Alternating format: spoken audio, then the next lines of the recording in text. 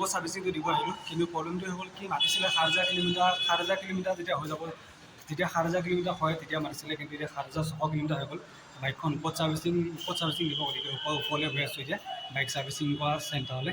ছাৰ্ভিচিঙৰ আজি কথা এটা গম পালোঁ, মানে ছাৰ্ভিচিং কৰিব আহোঁতে। তো মোৰ এইটো হ'ল 3 নম্বৰ ছাৰ্ভিচিং। বাকীকেইটা ছাৰ্ভিচিং ঠিক টাইমতে হৈছিলে, ঠিক টাইম মানে ডেট দিয়া থাকে, লগতে মাইলেজ দিয়া থাকে।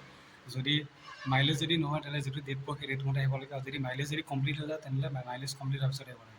কিন্তু মোৰ প্ৰত্যেকবাৰ মোৰ প্ৰথম আৰু ছেকেণ্ড যিটো ছাৰ্ভিচিং হয়, সেই দুটা ছাৰ্ভিচিঙে ডেটতকৈ মই আগতে আহিছোঁ, কাৰণ মোৰ মাইলেজ আপডেট কমপ্লিট হৈ গৈছে। কিন্তু এইবাৰ মোৰ মাইলেজ আছিলে 7,000 কিলোমিটাৰ কমপ্লিট হৈ আহিব দিছে। কিন্তু মই যিহেতু 7,000 কিলোমিটাৰ নকৰোঁতে বাহিৰত মই মবিলটো চেঞ্জ কৰিছিলোঁ, সেইকাৰণে ভাবিলোঁ যে মবিলটো যিহেতু নতুন চেঞ্জ কৰিছে, 1500 কিলোমিটাৰমান চলিছিলে, সেইকাৰণে ধৰি লওক কেইদিনমান দেৰিকৈ গ'লে একো নহ'ব চাগে। কিন্তু 7,000 কিলোমিটাৰ পাৰ প্ৰায় 7,600 কিলোমিটাৰ হ'ল। সেইকাৰণে যেতিয়া তেওঁলোকৰ দেখুৱালোঁ যেতিয়া বাইকখন, তেতিয়া তেওঁলোকে কৈছে যে 7,100 হ'লেও মানে 7,100 বা 200 কিলোমিটাৰমান হোৱা কোনো কথা নাছিলে, যদিও প্ৰায় 600মান কিলোমিটাৰ বাঢ়ি গ'ল। গতিকে এতিয়া মই মোৰ যিটো থাৰ্ড ছাৰ্ভিচিং হয়, কোনো ফ্ৰী ছাৰ্ভিচিং নহয়, মানে যিটো মেকানিকৰ চাৰ্জটো ভৰিব লাগে। তাৰমানে ইয়াৰ পৰা তেওঁলোকে যিটো ডেট লিখি দিয়ে বা যিটো কিলোমিটাৰ লিখি দিয়ে, সেই কিলোমিটাৰটো হ'লেই লগত আহিব লাগে। ছাৰ্ভিচিংকেইটা যেতিয়া থাকে মানে তেতিয়া লগত আহিব লাগে, নহ'লে যিটো কিলোমিটাৰ লিখি দিয়ে তাতকৈ যদি বহুত বেছি হৈ যায়, মানে 400-500 কিলোমিটাৰমান যদি বেছি হৈ যায়, তেনে আকৌ সেই যিটো মেকানিক চাৰ্জটো তেতিয়া ফ্ৰী নাপায়, মেকানিক চাৰ্জটো ভৰিব লাগে। গতিকে এইবাৰ মোৰ যিটো থাৰ্ড ছাৰ্ভিচিং হৈছে, তাত মই মবিল চেঞ্জ কৰিলে যিটো পইচা হ'ব সেইটোতো দিবই লাগিব, কিন্তু লগতে মেকানিক চাৰ্জটো ভৰিব লাগিব। তো মই যেতিয়া FZS V4খন যেতিয়া লৈছিলোঁ, তেতিয়া মাত্ৰ এটা কালাৰ আছিলে, সেইটো হৈছে গ্ৰে কালাৰটো। এইটো কালাৰ গ্ৰে কালাৰটো আছিলে, কিন্তু এতিয়া চাওক একদম FZS V4 পৰা ভৰি আছে। গোটেই FZS V4 যিমানকেইটা কালাৰ, গোটেইকেইটা কালাৰ আছে। গ্ৰে কালাৰ আছে, এতিয়া ব্লেক কালাৰ আহি গ'ল, ৰেড কালাৰ আহি গ'ল। তো নগাঁও হবগাঁও থানাৰ ওচৰত থকা যদি Yamaha ফিউচাৰ বাইকৰ যদি ডিলাৰটো যিটো ওপৰতলা মানে ফাৰ্ষ্ট ফ্ল'ৰত, তো ফাৰ্ষ্ট ফ্ল'ৰত চাওক গোটেইখিনি Yamaha FZS V4 আৰু লগতে Yamaha FZS V3, সেই দুটা মডেলৰ গাড়ী ওপৰতলাত বেছিকৈ আছে। তলৰ খাপতো আছে, স্কুটি আছে। তো চাওক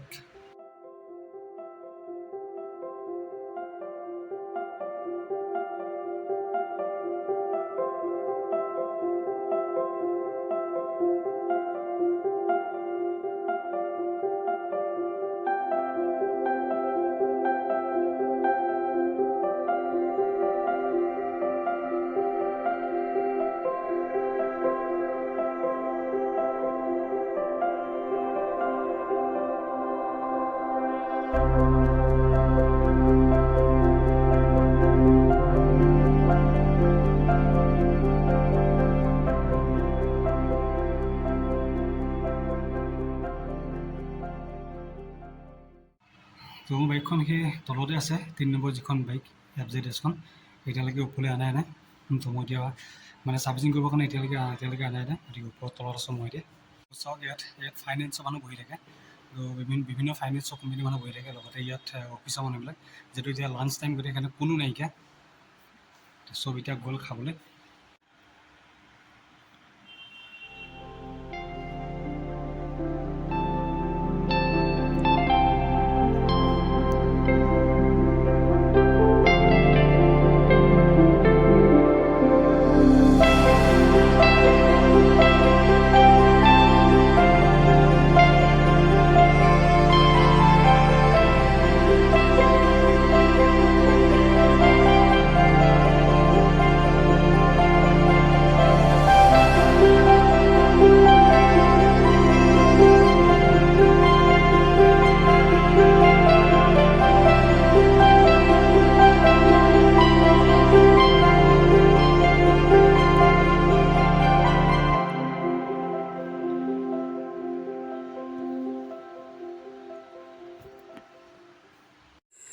মোবাইলে মানুহক কিমান ব্যস্ত কৰি ৰাখে চাওকচোন।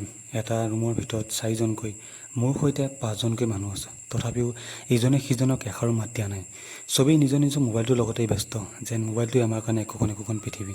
ক'ৰবাত যেন আমি হেৰাই গৈছোঁ এই মোবাইলটোৰ মাজতেই, আমাৰ মাজত থকা আত্মীয়তাটো যেন লাহে লাহে হেৰাই যাব ধৰিছে।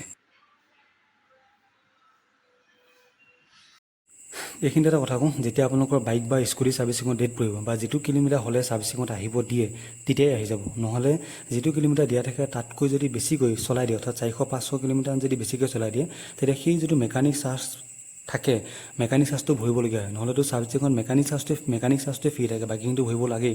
গতিকে যিটো কিলোমিটাৰ দিয়া থাকে তাতকৈ যদি বেছিকৈ চলাই পেলাই যদি ছাৰ্ভিচিং কৰিব আহে তেতিয়া মেকানিক চাৰ্জটো ভৰিবলগীয়া হয়। আৰু এইবাৰো মোৰ তেনেকুৱা অৱস্থা হ'ল, এইবাৰ মই মেকানিক চাৰ্জটো ভৰিবলগীয়া হৈছে, যাৰ কাৰণে মোৰ আগৰকেইটা ছাৰ্ভিচিঙতকৈ এইবাৰ পইচা অলপ বেছি খৰচ হ'ল। আৰু যদিহে আপোনালোকে ছাৰ্ভিচিং যদি ডিলাৰত নকৰি পেলাই যদি বাহিৰত কৰিব যদি যায়, তেনেহ'লে বাইকৰ পাৰ্টছৰ যিবিলাক ৱাৰেণ্টি থাকে মানে সেই ৱাৰেণ্টিবিলাক নাইকিয়া হৈ যায় বুলি তেওঁলোকৰ ফালৰ পৰা গম পালোঁ। গতিকে এইটোৱে ক'বলগীয়া আছিলে। এইখন হৈছে মই যিখন কেছ মেম'খন। তো এইবাৰ প্ৰায় 1111 টকামান হ'ল। আগতে মোৰ 600-700 মানত হৈ যায়, তো এইবাৰ মোৰ 1011 টকামান হৈ গ'ল। ছাৰ্ভিচিঙৰ কাম কৰি ইতিমধ্যে শেষ। এতিয়া বাইকখন উলিয়াই দিলে, এতিয়া বাইকখন লৈ পেলাই যাবগৈ লাগে।